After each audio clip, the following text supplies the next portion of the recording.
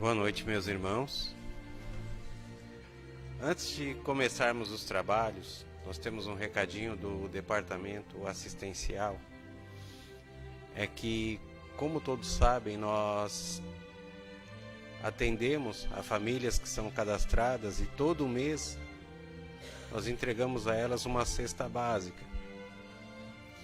E este mês nós estamos encontrando alguma dificuldade para atender essas famílias. Então, pedimos aos irmãos que puderem colaborar, que possam trazer alimentos não perecíveis e podem deixar ali na recepção. A casa agradece. E agora, elevando o nosso pensamento a Deus, a Jesus, a espiritualidade superior, a fim de sintonizarmos com o mais alto, para sermos atendidos naquilo que viemos em busca, as nossas aflições físicas e espirituais.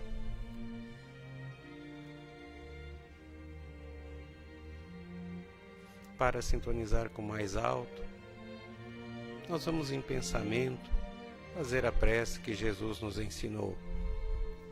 Pai nosso que estais nos céus, santificado seja o vosso nome, venha a nós o vosso reino, e seja feita a vossa vontade, assim na terra como nos céus. O pão nosso de cada dia nos dai hoje, perdoai as nossas ofensas, assim como nós perdoamos a quem nos tem ofendido, e não nos deixes cair em tentação, mas livra-nos, Pai, de todos os males, e que assim seja. E como fazemos todas as quintas-feiras, vamos neste momento, em pensamento, nos dirigir até nossos lares. E chegando lá, vamos percorrer cada cômodo, cada canto da nossa casa.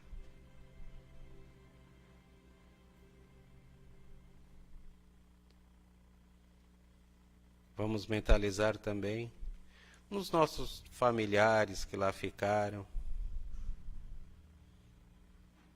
ou amigos, as pessoas que nos auxiliam nas tarefas do dia a dia.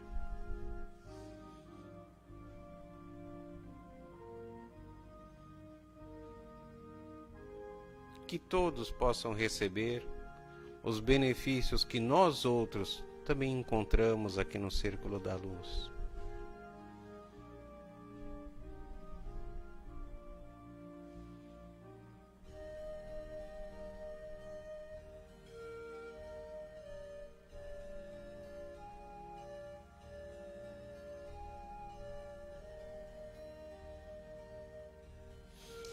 E agora, voltando ao nosso ambiente, nós vamos ver a lição do Evangelho para a noite de hoje, que está no capítulo 19, item 1, Poder da Fé.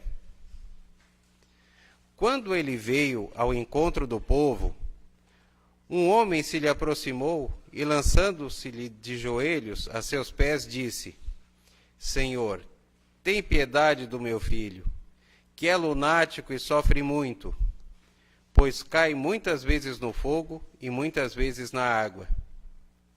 Apresentei-o aos teus discípulos, mas eles não o puderam curar.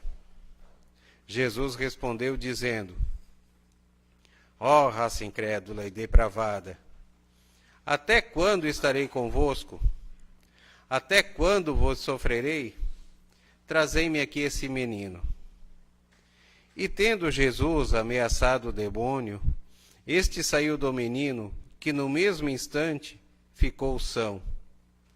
Os discípulos vieram então ter com Jesus em particular e lhe Os discípulos vieram então ter com Jesus em particular e lhe perguntaram: Por que não podemos nós outros expulsar esse demônio? Respondeu-lhe Jesus: Por causa da vossa incredulidade. Pois em verdade vos digo, Se tivesseis a fé do tamanho de um grão de mostarda, diríeis a esta montanha: transporta-te daí para ali, e ela se transportaria, e nada vos seria impossível. Essa passagem está em Mateus, capítulo 17, versículos 14 a 20.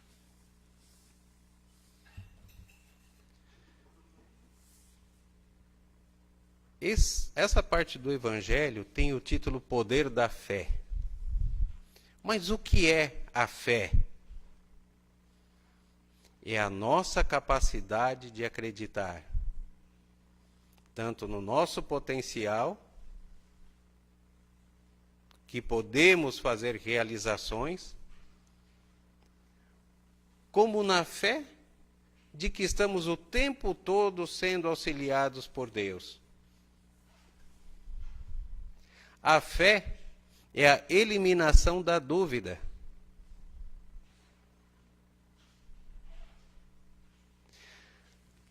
Todas as vezes que acreditamos num projeto e colocamos fé na nossa capacidade de execução, na nossa capacidade de superar as dificuldades, nós conseguimos. E acabamos com isso nos tornando mais fortes.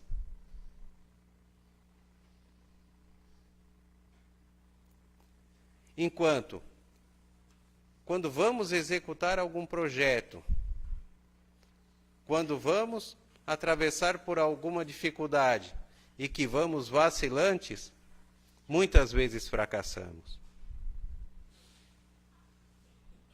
E essa é a lição que Jesus nos deixa hoje. Nós temos que acreditar mais em nós. E nós temos que acreditar mais também que estamos sempre sendo amparados. Muitas vezes, nos colocamos em dúvida por acontecimentos que talvez nem venhamos a passar.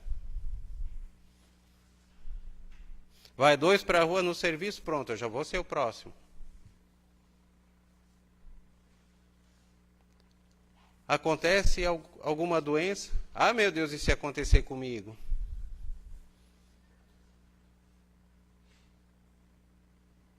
E geralmente, a nossa falta de fé, ela está mais vinculada em acontecimentos futuros do que necessariamente nos acontecimentos presentes. E mesmo a ciência já demonstra que quem vive com fé, que quem exercita a fé, vive melhor. A pessoa com fé, ela tem uma atitude mais positiva perante a vida, na superação dos obstáculos, no momento que enfrenta uma doença, porque a fé fortifica. A fé é um alicerce. A fé nos impulsiona. Tanto que Jesus disse para os discípulos que eles não conseguiram expulsar aquele demônio, não conseguiram fazer aquela desobsessão por causa da incredulidade deles. A mesma incredulidade que muitas vezes nos coloca em xeque diante das dificuldades. E é fácil ter fé nos momentos fáceis, mas as provações vêm nas nossas vidas justamente para que tenhamos a oportunidade de testarmos a nossa fé, de colocar ela à prova. Então, que possamos acreditar sempre que nunca estamos sozinhos, nunca estamos desamparados, e nos momentos de maior dificuldade é quando estamos mais tendo assistência da espiritualidade superior. E que a paz de Jesus esteja conosco hoje e sempre. E na noite de hoje, nós estamos tendo o prazer de receber a nossa irmã Kátia, de Araranguá, que veio nos brindar com a palestra. Então vamos endereçar a nossa irmã, as nossas melhores vibrações, para que ela encontre facilidade para expor o tema que preparou para nós. Fica à vontade, Cátia.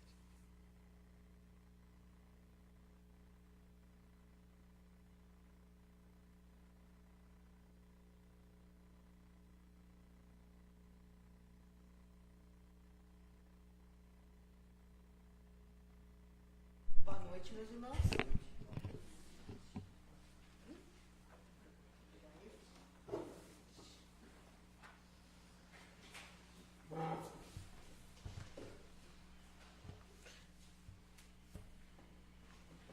Baixar só um pouquinho.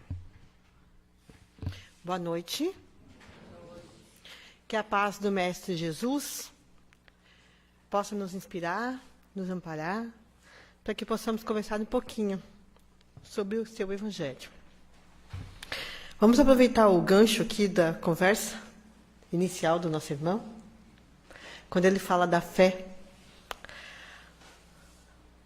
Ai, chegou até me inspirar, né? E mudar um pouquinho aqui o rumo da conversa. Enfim, porque eu fui pesquisar para falar um pouquinho sobre a questão da justiça social no mundo. E a gente não consegue pensar em justiça sem pensar em amor e em fé. Na minha pesquisa, eu fui ler este livro aqui, que já tem algum tempo, chamado O Jovem que Escolheu o Amor. Vocês já devem conhecer. É uma biografia, são relatos da vida de Divaldo Pereira Franco. Conta que, quando Divaldo, que foi o fundador da Mansão do Caminho, aquela instituição que existe lá na Bahia, em Salvador, já, se eu não me engano, mais de 50 anos, e hoje ela atende em torno de 5.000 crianças. Conta aqui a história, né, desde a época quando ele era jovem, por que impulsionou ele a fundar aquele trabalho social que existe lá. E uma das coisas que fez com que Divaldo se interessasse pela causa social foi justamente a fé. Porque Divaldo, a gente conhece, é um homem de fé. Mas quando ele era muito jovem, muito jovem ainda, ele já era espírita naquela época. E deslumbrado com a doutrina espírita, deslumbrado com aquilo que Jesus deixou para nós, como Consolador prometido, porque a gente não pode desassociar uma coisa da outra. Nós sabemos que a doutrina espírita é a doutrina de Jesus revivida. Ela é o Consolador prometido. É através dela que nós colocamos o amor em prática. A gente não consegue dissociar uma coisa da outra. E Divaldo, naquela fé, ali borbulhando de amor, né? Ele decide fazer o bem. Decide fazer alguma coisa em prol da humanidade. Ele não se conformava em ter apenas o conhecimento intelectual. Ele não se conformava só a saber das questões da vida após a morte. Embora ele, com a sua mediunidade, né, esteja muito mais próximos do que muito nós, né? Mas ele não se conformava com isso. Ele precisava colocar em prática aquilo que Jesus ensinou. Amar ao próximo como a si mesmo. Fazer aos outros aquilo que gostaria que fizesse a vós. Esses 2 mandamentos eram para ele a meta. Imbuído de toda a fé nessa doutrina, ele resolve fazer alguma coisa. Então ele ora e pede a Deus, né, que o auxiliasse, que o amparasse. Mas ele não tinha nada, ele não tinha dinheiro, ele era uma pessoa comum, trabalhador, funcionário público. Como que ele ia conseguir auxiliar alguém na sua vivência? Então ele vai para o centro espírita e dentro de uma reunião mediúnica, termina os trabalhos, ele comenta com seus amigos do grupo de estudos. essa vontade que ele tinha de fazer alguma coisa em prol. E a espiritualidade simplesmente diz a ele que aguardasse o momento adequado, que iria chegar. Divaldo sai do centro espírita e até ele chegar no bairro onde ele morava, ele costumava passar por uma estrada, onde as pessoas tinham homens na calçada, como a gente já tem hoje, mas naquela época já existia muita pobreza na Bahia.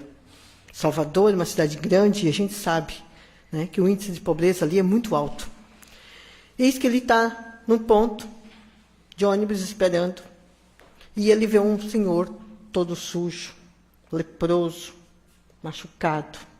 E aquele homem, as pessoas vão se afastando dele, e Divaldo olha para ele e sente piedade.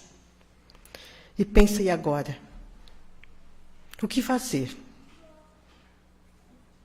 No outro dia, ele chega no centro espírita e comenta. E eis que uma das senhoras que estavam na reunião decide comprar uma casa e doar a Divaldo.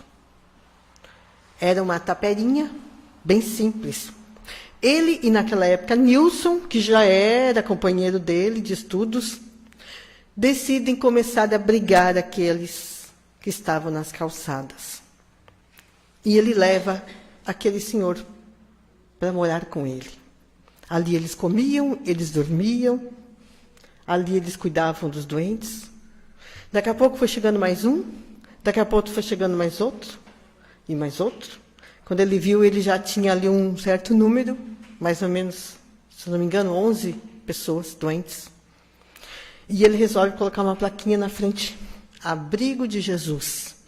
Foi a primeira obra assistencial de Divaldo. E ali ele fica 3 anos cuidando daqueles doentes. 3 anos. Ali ele dava banho, ele trocava, fazia curativo, cuidava das pessoas. As pessoas começaram a se incomodar com a atitude de Divaldo. Chegaram a denunciá-lo, a questão sanitária da cidade, dizendo que ele não podia estar abrigando aqueles doentes ali, que eram insalubres, que não tinha condições. Então ele resolve ir para a briga. Inclusive ele diz assim, não, se vocês não têm quem cuide, se não querem que a gente cuide, eu vou pegar esses doentes e vou botar lá na casa do prefeito. Coragem. Fico imaginando a coragem, né, daquele homem. Foram 3 longos anos cuidando. E é interessante que ele diz na narração que foi a melhor experiência da vida dele. Embora todo aquele trabalho que a gente sabe que ele desenvolve hoje na Mansão do Caminho, aqueles primeiros anos de atividade foram o que deram sustento à sua fé, ao seu amor. Do mesmo jeito que começou, terminou. Um certo dia, houve uma grande enchente, e as águas começaram a subir, e o asilo foi encharcado pela enchente. Tiveram que retirar aos pressas aqueles doentes, e acabou sendo levado para um outro orfanato. E ali foram os cuidados. Divaldo, então, ficou livre. Não tinha mais os cuidados, e a espiritualidade logo disse, não, espera aí, que só está começando. E ele logo se envolveu em outra atividade assistencial com as crianças da Mansão do Caminho. Só para a gente iniciar a nossa conversa e a gente refletir um pouquinho, né, sobre essa grande ação. Estamos aqui nós, estudando a doutrina espírita, conhecendo seus postulados. É impossível que cada um de nós já não tenha se perguntado: o que podemos fazer para melhorar o mundo em que vivemos? A gente sabe que os índices de desenvolvimento humano que estão anunciando por aí é cada vez pior. A pobreza, ela está instalada. O desemprego, as dificuldades de toda ordem. E nós não podemos simplesmente cruzar os braços, como se nada tivesse a ver comigo. Nada tivesse. Já de muito tempo que a gente vem sabendo que o Brasil vem passando por inúmeras dificuldades. Os seus municípios, a grande parte, não tem as condições básicas. Muitos não vivem numa casa adequada, não tem água tratada, não tem saneamento, enfim. A gente poderia estar aqui falando de números, mas não é isso. Todos nós sabemos das dificuldades. Santa Catarina é um estado privilegiado, porque ela tem um dos menores índices de pobreza. Embora eu acredite que nós tenhamos outros índices que nos preocupam. A gente não vive as calamidades lá do Nordeste, da Bahia, de outros lugares, mas a gente vive aqui problemas sociais gravíssimos, como a depressão, suicídio, enfim. Problemas de carências morais muito grandes. Existem problemas maiores, existem problemas diferentes que envolvem a nossa população. Mas a doutrina espírita, ela nos ensina leis que regem as nossas relações. E que relações são essas? Nós estamos numa casa espírita, estamos falando de espíritos. E esses espíritos, quando a gente fala, eles se relacionam com quem? Com nós. Nós somos espíritos. A gente não está aqui numa casa espírita falando só dos espíritos desencarnados. A doutrina espírita, ela trata da relação do mundo espiritual. Esse mundo espiritual se relaciona conosco, com o mundo material. Ela vai falar da nossa relação com a natureza, com o mundo em que vivemos. Com o mundo que vivemos e com o mundo para onde vamos viver depois desta vida. Conhecimento este que deve servir principalmente para o nosso melhoramento. Para o melhoramento das nossas condições físicas e morais. Isso nos dá uma grande esperança. Porque a gente não vem para a casa espírita simplesmente para saber das questões mediúnicas, das questões da comunicação com os espíritos, para nada. Isso deve ter uma causa. E essa causa principal, os espíritos superiores nos dizem que é o melhoramento da humanidade. E a gente não vai se melhorar só intelectualmente. Nós temos que nos melhorar de todas as formas. E para que haja esse melhoramento, há de ter o concurso de todos nós. É como se fosse uma interdependência. Nós dependemos uns dos outros para nos melhorar moralmente, fisicamente, intelectualmente, o tempo todo. Nós nos dependemos uns dos outros. Nós dependemos dos espíritos superiores, que por hora nos inspiram, nos trazendo boas mensagens, bons pensamentos. Assim como nós dependemos do nosso vizinho, que tem um bom relacionamento conosco, da coleta do lixo, do governo da nossa cidade, de questões básicas para todos nós. E a gente não pode ficar simplesmente alheio a tudo isso. As desigualdades sociais, as injustiças sociais, elas existem. Isso é claro. Nós não estamos aqui todos no mesmo patamar de igualdade. Uns têm condições melhores, outros têm condições piores. E a doutrina espírita, ela nos explica que essas desigualdades sociais, elas só existem por causa de uma palavrinha mágica, chamada egoísmo, que é o contrário daquilo que Jesus vinha pregando a respeito do amor. Porque onde uns têm de mais, outros têm de menos. Onde uns se preocupam de mais, outros se preocupam de menos. A gente não pode negar. Isso existe. Muitas vezes, as consequências diretas da nossa vida, ela está relacionada não só com questões da vida pregressa, daquilo da vida que nós passamos, não. Ela está relacionada com as consequências da vida presente também. É a forma como nós lidamos com as questões da nossa vida. Por isso, lá no Evangelho segundo o Espiritismo, no capítulo 5, está lá escrito assim: deve-se pôr termo às provas do próximo. Quer dizer, está dizendo agora, né?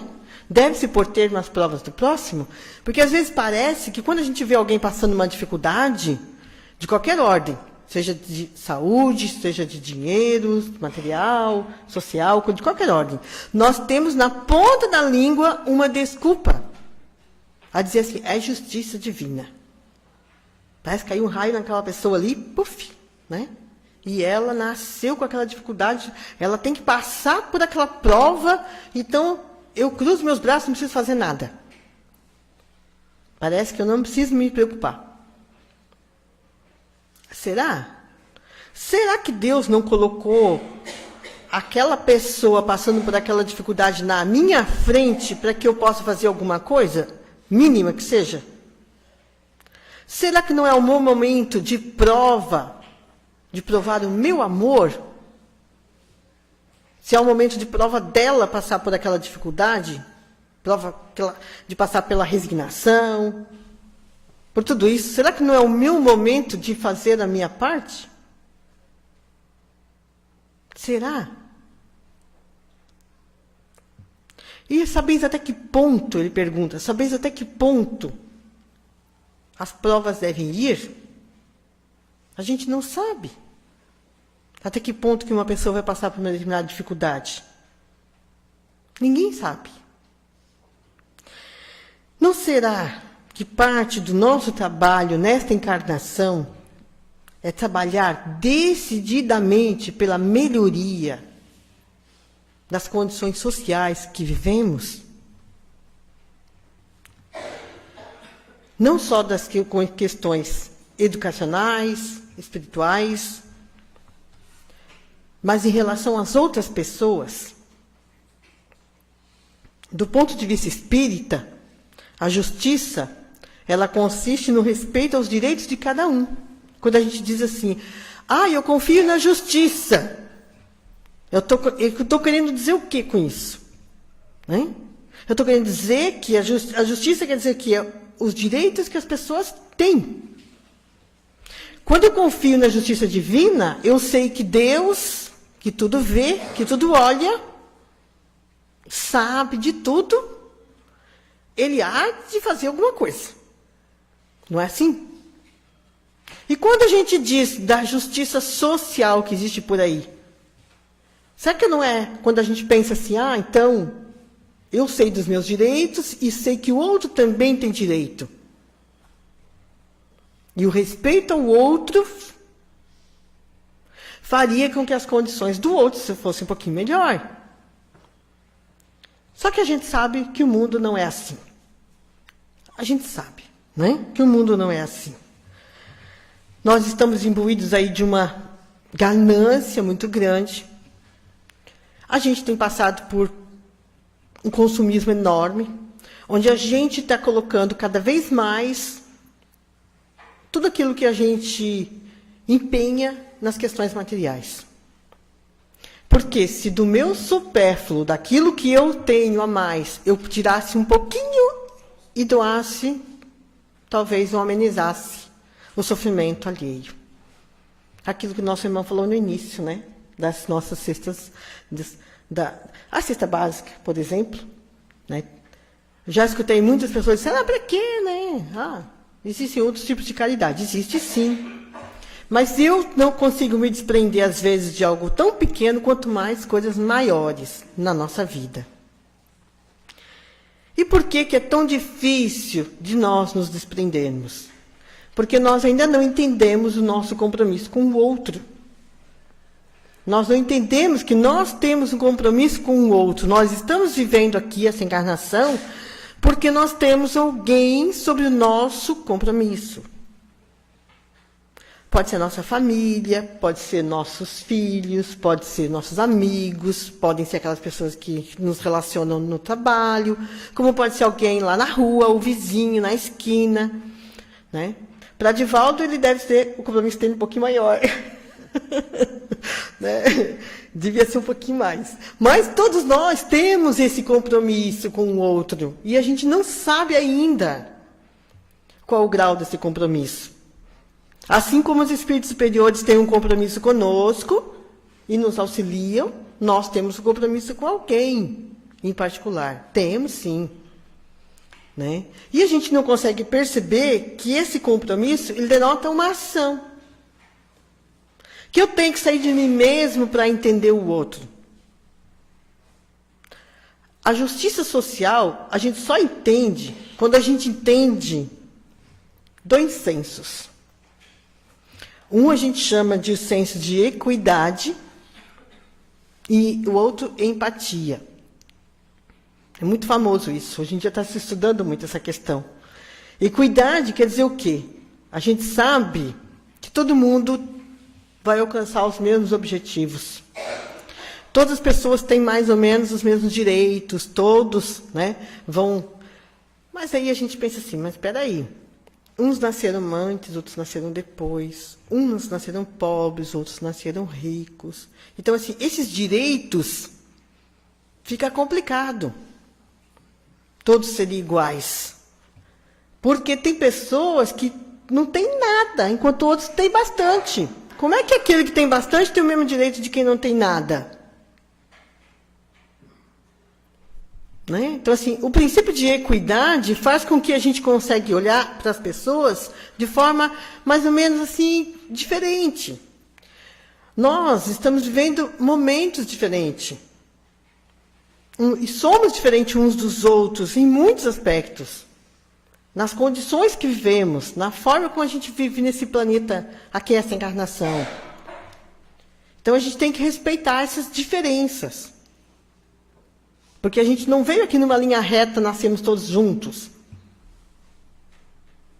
Não vemos. Se a gente pensar até espiritualmente falando, né, nós somos espíritos que temos uma idade espiritual diferente. Né? Se a gente pegar Jesus, por exemplo, é bem mais velho do que nós. Né? E assim como nós estamos aqui hoje conversando, Deus deve estar criando espíritos novinhos, em folha aí. Né? Então, uns estão mais lá frente, outros estão mais lá atrás.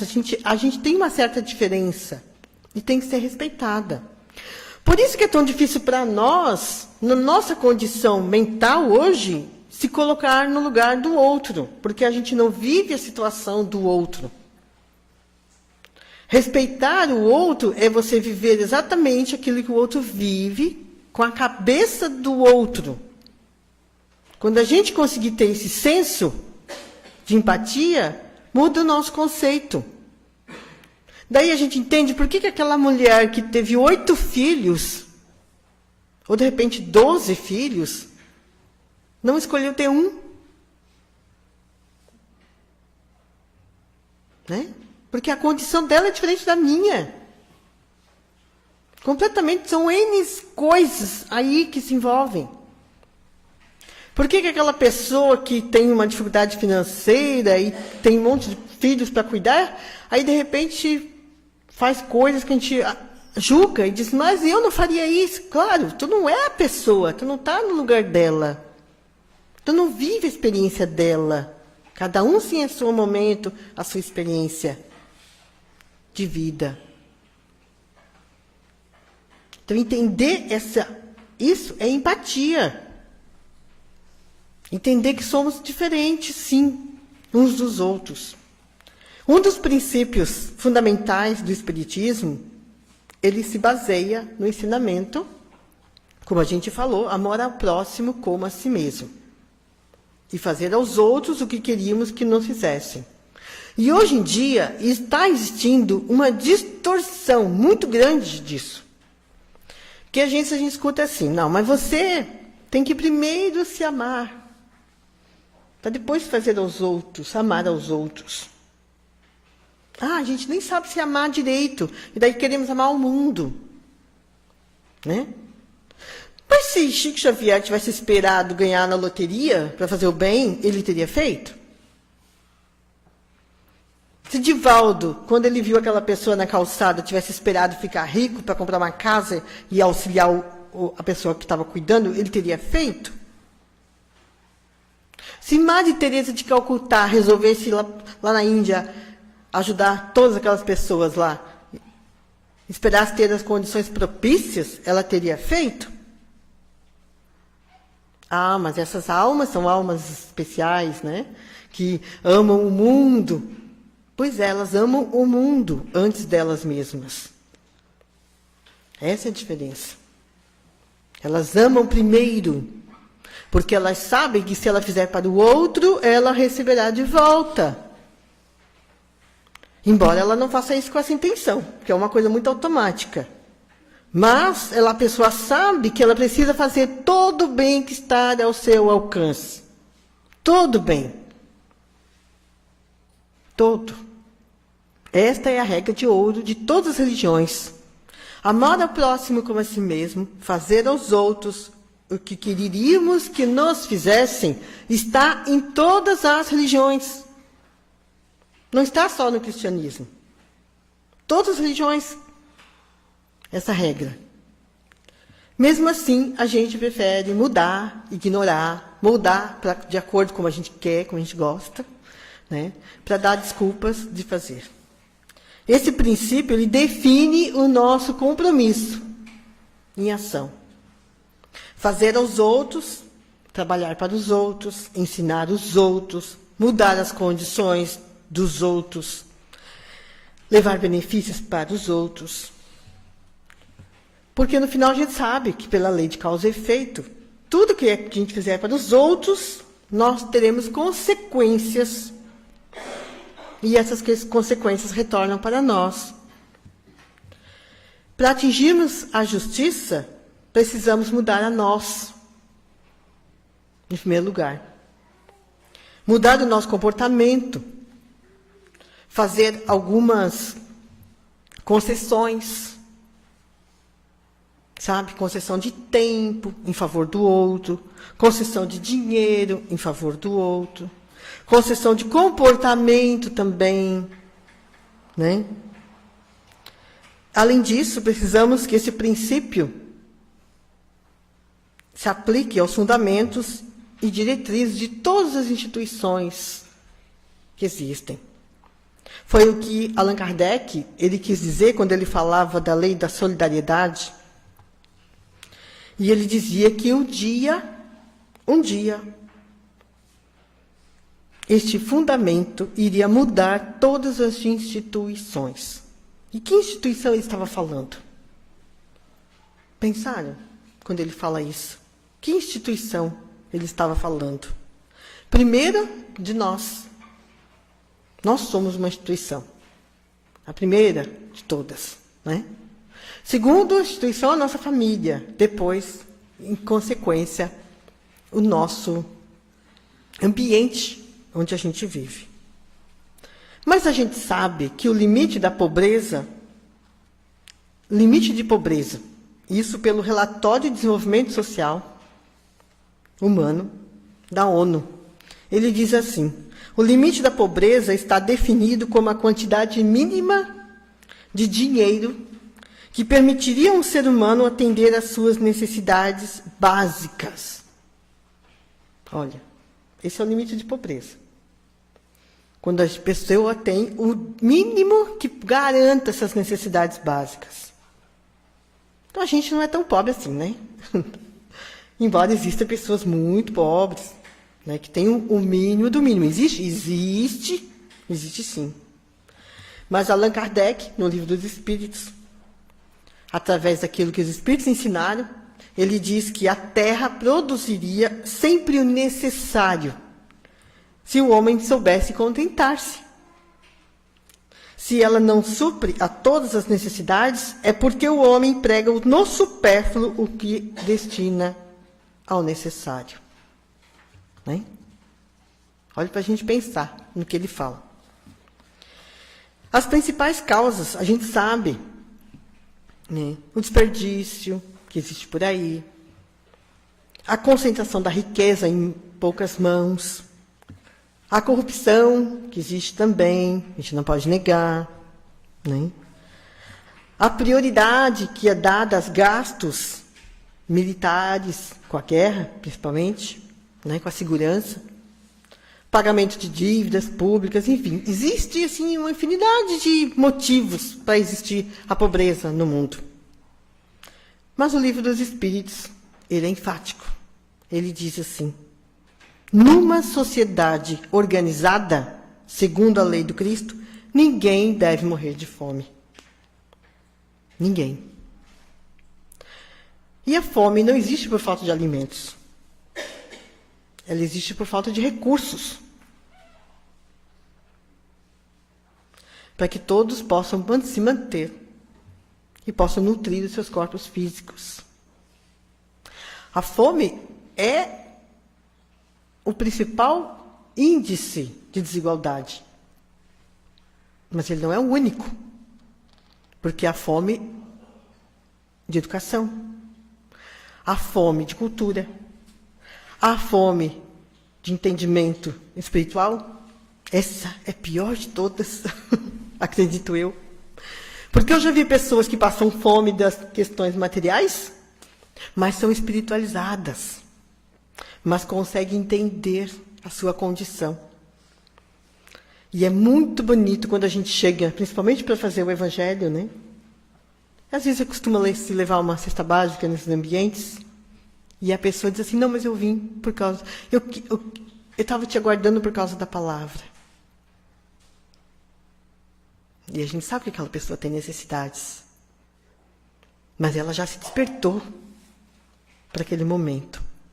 E muitas das vezes já nos aconteceu de perceber que aquela pessoa estava passando por aquele momento transitório de dificuldades, justamente para que ela rompesse com o preconceito, aceitasse a ajuda daquele grupo de irmãos da casa espírita, que fosse lá levar aquela cesta básica, que na verdade era uma desculpa, para que o evangelho pudesse entrar na casa dela. E a partir do momento que ela se apaixona pelo evangelho, ela vence. Ela começa a unir forças, e começa a ter resignação, e começa a ter entendimento da sua condição, e se torna um trabalhador do movimento. É muito bonito quando isso acontece. Então a gente percebe que aí ambos foram beneficiados. Aquele que deixou receber aquele grupo foi beneficiado por aquele momento. E o grupo que foi lá levar também se beneficiou pelo exemplo que foi dado. Pelo exemplo de aprendizado, de resignação. Olha que bonito. Olha quão importante que é essa tarefa. Pequenininha, né? Mas que abre um leque de oportunidades de crescimento espiritual para o grupo, para todos envolvidos. A sociedade, ela deve intervir ativamente na solução dos problemas sociais. E quando a gente fala de sociedade, a gente entende a sociedade, isso, o mundo lá fora, né? Entende a sociedade, que ela é constituída de 3 setores. 3. O primeiro, a gente sabe que é o governo, que tem as suas responsabilidades. Tem. Ele tem a responsabilidade de atender aquilo que é básico, às suas nossas necessidades, mas nem sempre consegue fazer. Na maioria das vezes, falha. O segundo setor, a gente sabe que é o da empresa privada, né? Aquele dos negócios, do lucro, onde geram as riquezas. Esse setor também é responsável por dar emprego, por alimentar a sociedade, por, né, dar impulso no progresso. Ele é muito responsável por tudo isso. E nós temos um terceiro setor, que a gente chama de sociedade civil organizada. Esse setor está incluído o centro espírita. Porque nós não estamos aqui organizados? Numa comunhão de pensamentos? Num objetivo? Então a gente tem um poder muito forte. Nós temos um poder muito forte. Quando a gente está organizado, de mudar consciências, de auxiliar aqueles que necessitam, em todas as ordens. Se nós conseguíssemos entender o poder que temos como espíritas, nos organizando nas campanhas de toda ordem, até nas menores ações, quanto nós mudaríamos a sociedade a partir desse polo pequeno que é uma casa espírita. Essas tarefas de assistência que acontecem são muito importantes. Muito importantes. E muitas vezes é o pequeno fio da meada que vai fazer a mudança lá fora. Mas nós não podemos esquecer o objetivo educacional das ações que acontecem.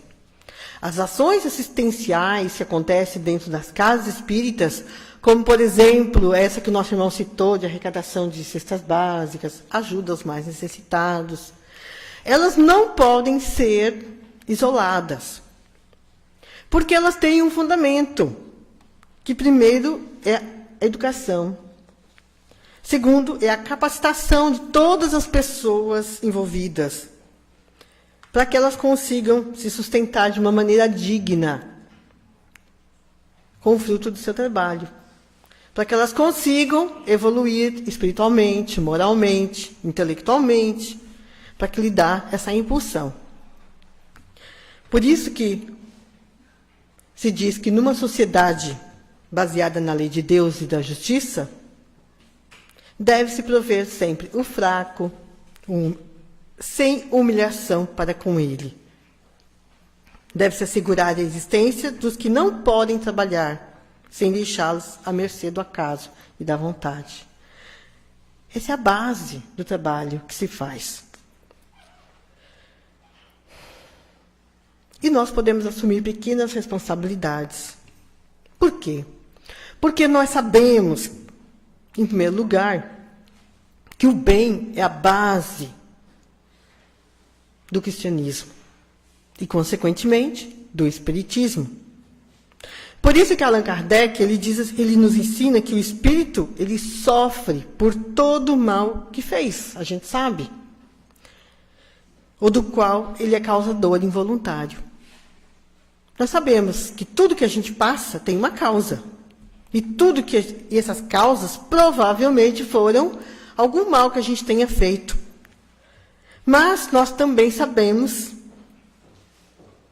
que podemos sofrer pelo bem que deixamos de fazer. Isso é importante a gente pensar. Não é suficiente, então, a gente fazer um mal. Nós podemos sofrer também por aquilo que devemos fazer e não conseguimos fazer.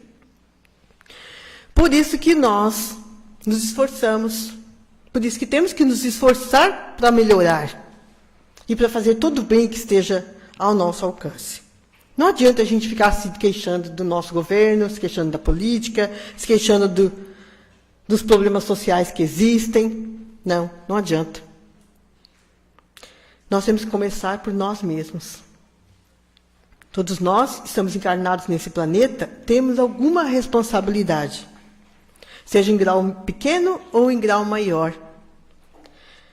Pela lei de causa e efeito, somos responsáveis pelas consequências dos nossos atos e também pelas consequências daquilo que deixamos de fazer. E quanto mais instruído, melhor condição econômica, mais responsabilidade nós teremos. Só para a gente encerrar, nós temos um exemplo de homem espírita que conviveu conosco aqui encarnado, e como encarnado fez isso na prática. Nesse livro aqui, do nosso irmão Helder Bosca de Moraes Sarmento, que foi um dos vice-presidentes do Serviço Social Espírita, da Federação Espírita de Santa Catarina, um livro chamado Conviver para Amar e Servir. Maravilhoso.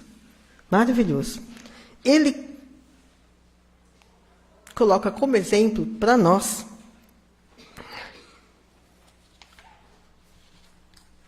a vida de Dr. Bezerra de Menezes. Porque Dr. Bezerra de Menezes, para quem não sabe, foi médico, chamado médico dos pobres. Ele saiu lá do Ceará, vai para o Rio de Janeiro estudar. Basicamente, né? Rapidinho. E ele também se torna espírita. Uma pessoa muito importante no movimento, ainda considerado o patrono brasileiro do espiritismo. Dizem que Dr. Bezerra subiu os morros do Rio de Janeiro para atender os mais necessitados. E que uma vez ele até deixou o seu filho doente em casa. E a sua esposa, mas Bezerra, você vai deixar seu filho aqui? E ele, mas eu tenho compromisso. E ele diz assim, não, eu vou, mas aqui ficam os espíritos cuidando do meu filho. E a fé era tanta fé, que ele foi.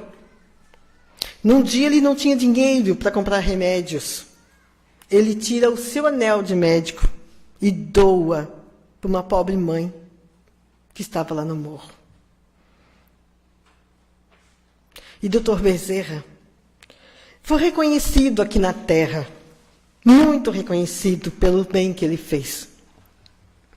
Consciente da sua responsabilidade assumida, Bezerra de Menezes teve uma existência plenamente voltada ao bem.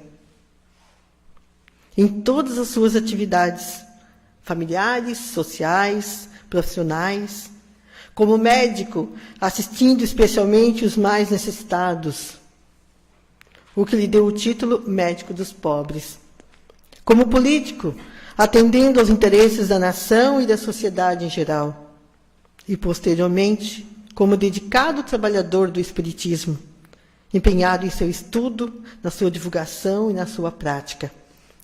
Por reconhecer nessa doutrina um instrumento para a humanidade sair do egoísmo e do orgulho.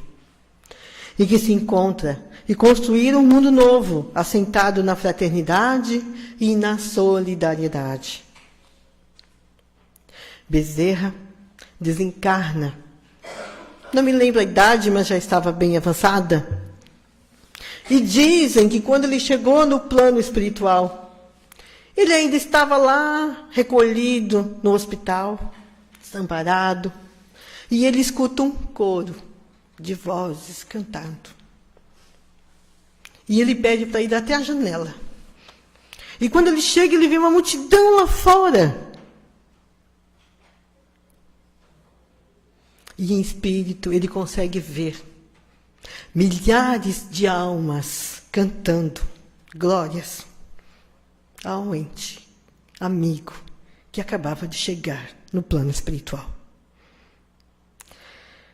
Assim, agradeço a oportunidade, que Deus nos abençoe e que possamos, ao lhe da fé desses irmãos, que são exemplos para nós, e possamos também fazer por nossa vez todo o bem que tiver a nosso alcance. Muito obrigada. Que assim seja.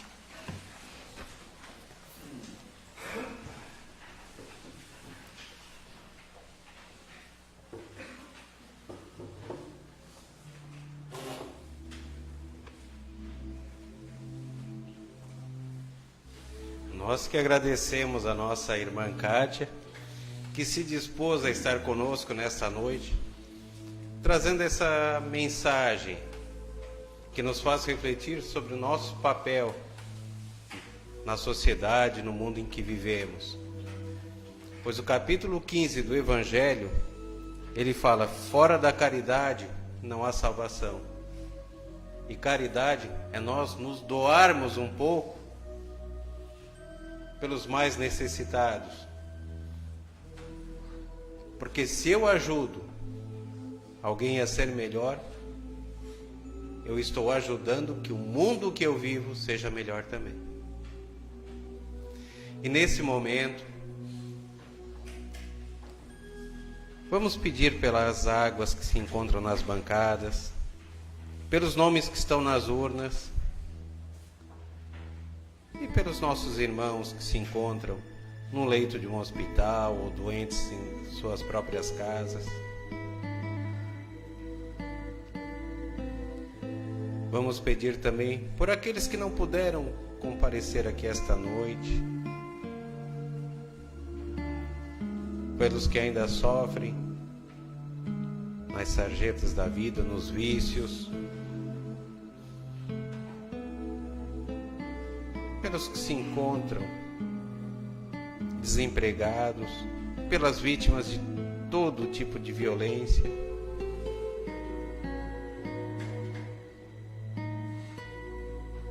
pelos nossos irmãos que estão chegando nesse mundo para cumprir uma nova jornada, por todas as intenções que trazemos dentro de nós e por nós mesmos. Pois se estamos aqui é porque viemos em busca de algo. E nesse momento, vamos nos preparar para o passe.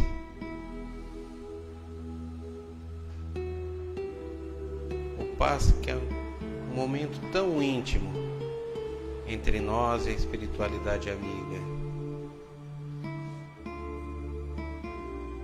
em que recebemos os fluidos benéficos que vão nos refazer físico e espiritualmente.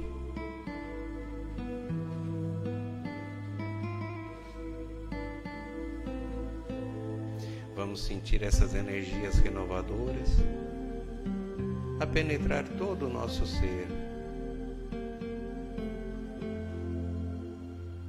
nos trazendo a paz, a tranquilidade, a sensação de bem-estar que tanto necessitamos e que viemos em busca.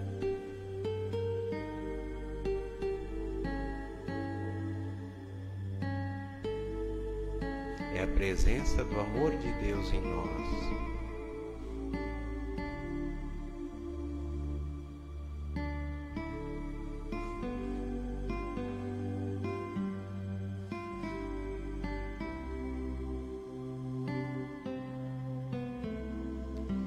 E assim agradecidos por tudo que recebemos deste Pai de amor, de bondade, misericórdia, que sempre nos ampara, que sempre nos acolhe. Nós só temos a agradecer e fazemos isso rezando a prece que Jesus nos ensinou, que diz: Pai nosso que estais nos céus, santificado seja o vosso nome, venha a nós o vosso reino, e seja feita a vossa vontade, assim na terra e como nos céus. O pão nosso de cada dia nos dai hoje. Perdoa, Pai, as nossas ofensas, assim como nós perdoamos a quem nos tem ofendido, e não nos deixes cair em tentação, mas livra-nos de todo o mal. Que assim seja. E assim, nós damos por encerrado os trabalhos da noite desta quinta-feira, desejando aos irmãos um bom retorno, um bom feriado,